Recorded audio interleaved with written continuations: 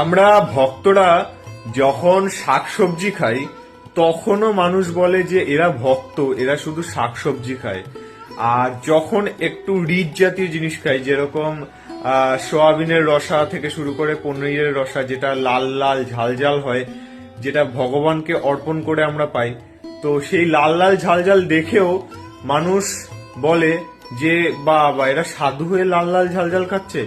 মানে শাক পাতা খেলেও এদের সমস্যা, লাল লাল ঝাল ঝাল খেলেও এদের সমস্যা। মোট কথা মানুষের কাজই হচ্ছে সমস্যা। ঠিক আছে, এটা নিয়ে ভাবলে হবে না। আমরা ভগবানকে অর্পণ করে তারপরে নিজেরা গ্রহণ করি। কারণ আমরা প্রত্যেকটা জিনিস, শুধু খাবারই না, প্রত্যেকটা জিনিস, জামা প্যান্ট যা আছে, যা যাবতীয় আমরা ব্যবহার করি, সবকিছুই আমরা প্রথমে ভগবানকে অফার করি, তারপরে আমরা নিজেরা সেটা ব্যবহারের যোগ্য বলে মনে করি। কারণ সবকিছু ভগবানের।